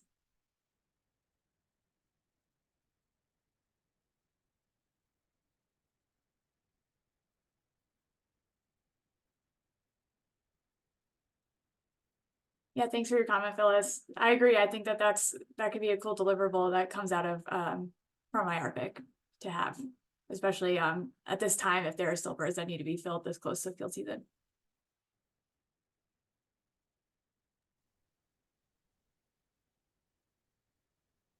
Yeah, go ahead, Gay. Are you looking for, this is our discussion time or suggestion time? Okay, so just one that I noted before this meeting started, and I was trying to and figure out where the ships are. If you look at it's great. And I received from the Port of Nome Harbor Master a list of all the, this kind of thing, this document. And so one thing that would be really helpful is to have, I know people have, is to standardize maybe the regions. It's great to have the detail in there, like you're doing North Gulf of Alaska, Unimac Pass, and Stalemate Bank. But it might be that people who live in an area may want to know what's going on in the Gulf. And then there's some that just say Gulf of Alaska, so you don't really know. So it might be a tiered thing where you can chunk the state into relatively, looks like Heather Tabasola was able to give a definition of the Northern Bering Sea. If we could define a region, define research regions, and then that way, if you're living on the land and you want to know who's going past or, what might be of interest, it would be helpful. And I wrote down all the different names and things, what's the U.S. Arctic mean? And then versus the Bering, Chukchi, and Beaufort. And everybody in that case, hopefully, unless they're coming out of Canada, everybody will be knowing that they're transiting through the Bering Strait region, just to sort of give us all an idea of the ships that are going to be transiting in an area and who we might be able to reach out to. Sikuliaq does an awesome job of actually saying, we're just transiting through the area. I don't think anyone else did that. And there was one, just as an example, no bad, but it said North Pacific / Gulf of Alaska. And I thought, oh, I don't have to pay any attention to that. But the ship is coming in and out of Nome. So, it would just be helpful for regional entities and interested parties on the coast if we knew what's Northern Bering Sea versus Southern, whatever they call it, Eastern Bering Sea, Southeastern Bering Sea, what's, that kind of thing. Then you could get into the details, but something really quick. Gulf of Alaska, there's a ton of stuff. Northern Bering Sea / Bering Strait region. Chukchi, Beaufort, then you could go into the details, but it would really help to standardize and have definitions of where we're talking for IARPIC or National Science Foundation or whoever's purposes for science. Thank you so much. Thanks, Gay. David, did you have a response to that? Yeah, I wanted to see, so we try to separate the cruises into different regions. I'm afraid, but the nature of ship transits doesn't always comply. But on the website on IARPA Collaborations, the research expeditions page, we do actually separate the cruises into regions and try to provide a cruise track as well as a photo of the vessel. And I know that may currently be inadequate, but I would love if we as FOCP and IARPIC could maybe work with folks in Alaska to actually improve how we're representing the materials that we're putting out, because the intent is for them to be useful, and if they're not, then and if the regions that we are talking about don't clearly comport or relate to a community's understanding, then we need to like I was saying earlier, step up our game. So maybe that could be part of the discussion that ensues as well. Okay, and I see Stacy's thumbs up as well. Yeah, thank you. No, that would be a huge help. And I took these, like I'll just read the Gulf of Alaska ones because it says Gulf of Alaska. And there's that one that comes up to Nome. Prince William Sound, that would be Gulf of Alaska too. But if you look at it on this, it's just Prince William Sound. You'd have to know where that is. Aleutians between one place and another. Northern Gulf of Alaska, Unimac Pass, and Stalemate Bank.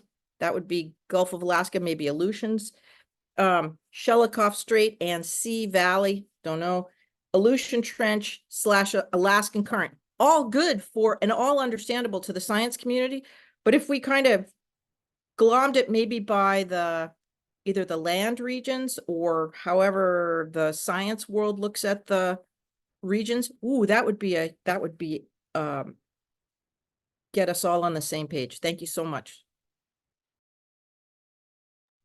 Well, I think that's kind of our job, to try to work as the boundary and translator between the science and the communities that we intend to inform and work with.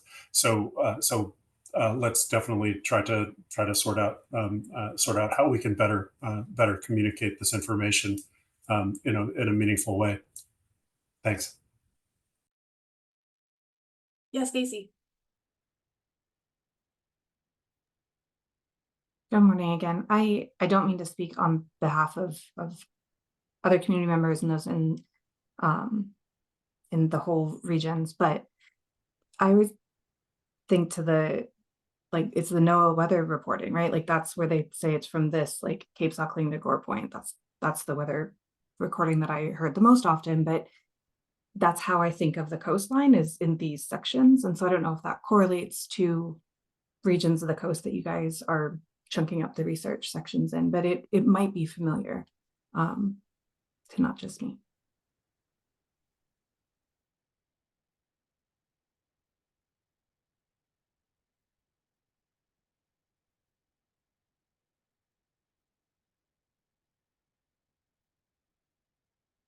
Yeah, well, that's definitely a deliverable I think we should work on, or just holding a discussion as a larger group to make sure that we can be a little more consistent here.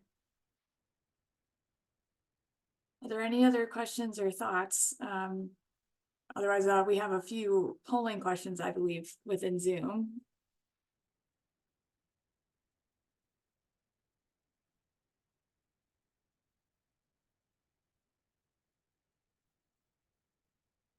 We're not usually ahead of schedule, so this is exciting.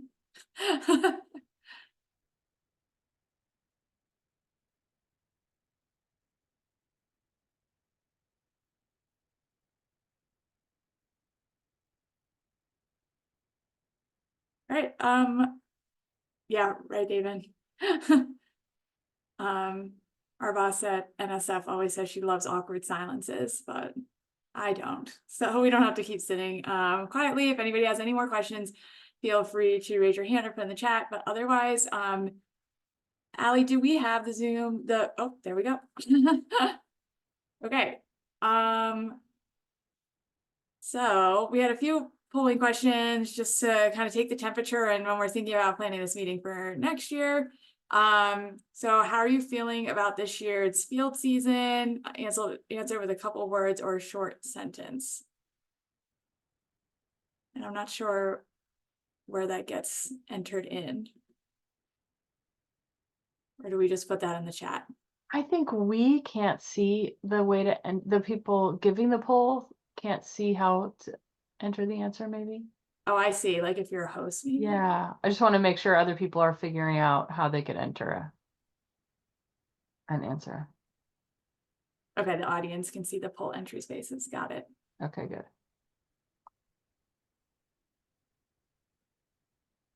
Okay, great. So you can see all of the questions. So in case you can't see it and you want to put in the chat, if you're a host and you want to share something too, the second question is, what did you enjoy most about today's meeting?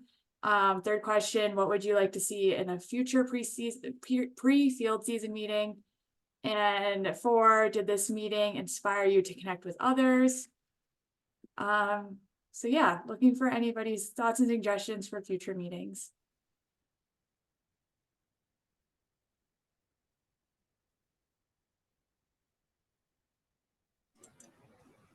I'll just add, if you would like some time to think about these questions and sit on them and ruminate a little bit more, having any kind of input and answers to these questions will definitely be valuable. So feel free to reach up to the field operations team after the meeting with any thoughts related to these questions. You do not have to give us a response right here. You can also reach out to any of us, but we have a new field operations email address if you would like to use that. I'll put it in the chat.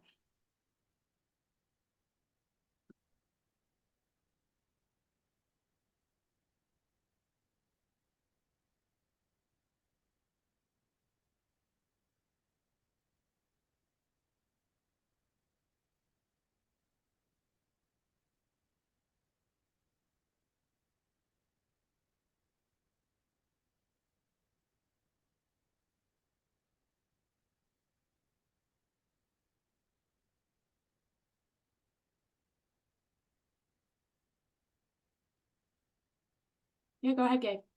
Yeah, hi. Thank you for putting this together. And thank you to everybody who spoke up on their project.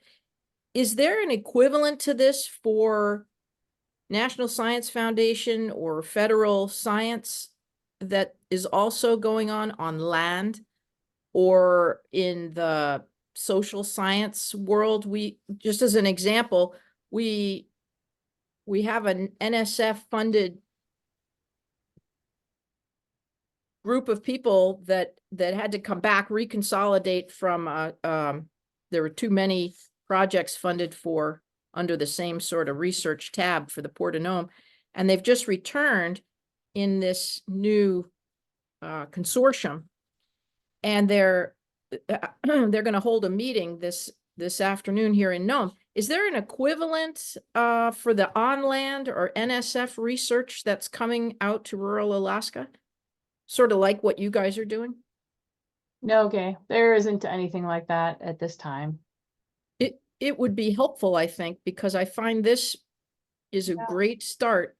I think it would be helpful to take Yeah, I this. think if we focused on people working in or around communities, hubs, perhaps there in are and around so many projects that, yeah, exactly. You're we right could- on it. And I would revolve those around, for Western, my mind is always Western and Northern Alaska. I would revolve those around the hub communities so that, you know, they're able to, like Yeah. Coeric, like Sea Grant, like anybody, Bethel, go to Bethel. They've got their own communication network. Kotzebue, they got their own communication network. Unalaska for the Eastern Aleutians, their own. Dillingham, Bristol Bay, they know their communication network. And of course, everybody, because of the fiscal and political robustness of the North Slope Borough and their uniqueness of how they're set up, everybody knows about their communication network, and each communication network is different. So that, thank you. I would think that would be an awesome, because we see a lot of things on land coming and going, and we just don't know, and it gets confusing. Thank you so much for that. Well, I'm not making any promises. I can't make any promises right Well, this at least second. I you don't let have a me- concept of how it might work, but I mean, a lot of those projects that they, you know, like you said, there's individuals who go and speak in the communities or work with the communities more directly. I could see how something might evolve, but I don't have something in mind right now of how we might implement that. It's been hard enough to organize around this marine concept. And we used to have the subsistence advisory panels, for example, as a place where a lot of the terrestrial research was sort of spoken about. But those haven't met for a long time. So, but I take your point, and I think we should think about how we might be able to do something, at least in this virtual way, that somewhat you can get more of a group of people at one time. Yeah. Well, I thank you. Thank you for the opportunity to voice, even if you don't have you shouldn't have a solution in your back pocket yet, or probably would have already been utilized. But thank you for the opportunity to say that. And yes, so the NNA funds, because David Allen wrote in here, a lot of what we're seeing for the Port of Nome project, and Stacy, I'll maybe see you later if you're in town for that meeting. You know, that is an NNA navigating the new Arctic project that had a kerfuffle last year and then has regrouped and is coming out. And really there was no, for those of us, at least in my end of things, who talked with them last year, you know, we were not contacted again. now we're having a public meeting, so that'll be real interesting to attend and hear what they have to say. But there's just as an idea, there's so much, like you said, there's so much coming out to these rural locations that we really do need something like that, something like this, where everything's out on the table. Here's who's headed your way and why. It makes a difference to the hubs, to the communities that are being impacted, absolutely, but hopefully they're going through the tribal leadership in those cases. But for the main hub. The other thing I would also say is utilize regional media. I understand it's not applicable in all cases, but for the cases where it is, saying that we're putting something out on a NOAA web story, that's awesome. That's awesome. But we don't typically, you know, still in the look who your audience is in the Bering Strait region, we still read it's wonderful, keep it on the web, but we still read region-wide, the 50-cent newspaper, the Nome Nugget produced here. So I would just say, take advantage of regional media wherever you are, whether it looks like some people already do with K-Bear for radio, KNOM for radio and Barrow, KNOM for radio and Nome. Use the regional media. That's who the regional population is listening to and looking to for our news, if that helps. Thank you so much. Thanks, Gay. We'll go Liz and then Allison. Sorry.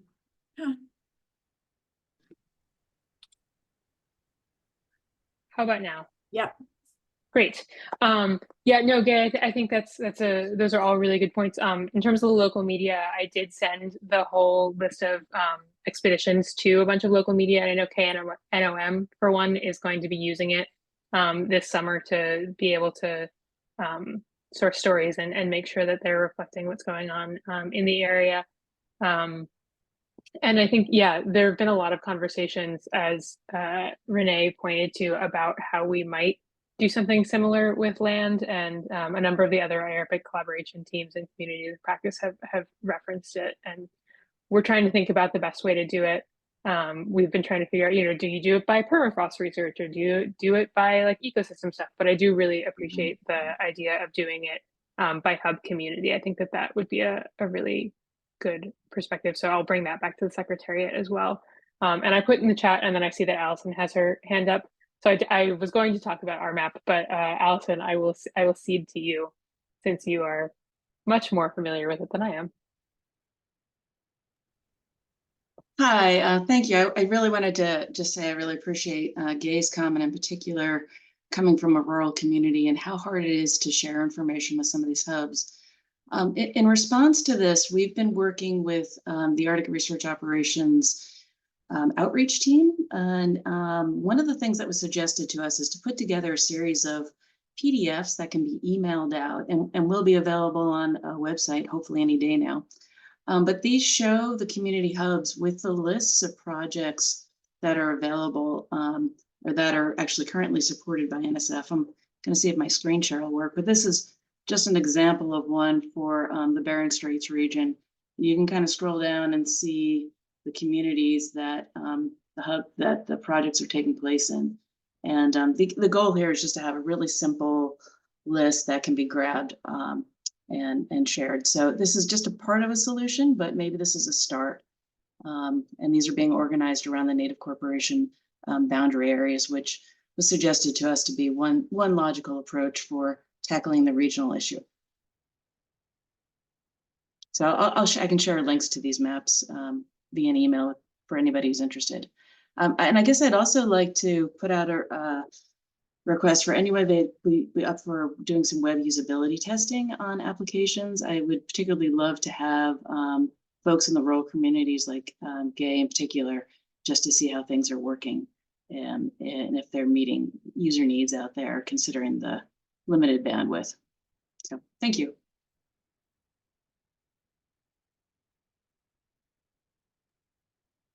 That's awesome. Maybe we can also put out a solicitation for reusability testing and work with you on how to best do that and when's a good time. So that's great. All right, any other final comments or questions?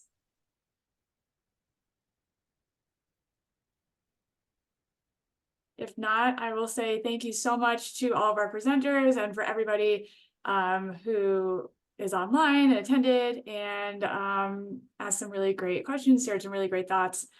So all this material will be up on IARPIC and looking forward to continuing these conversations. So thank you, everyone. All right, thank you. Thanks very much, everyone. Thank you all. Thank you.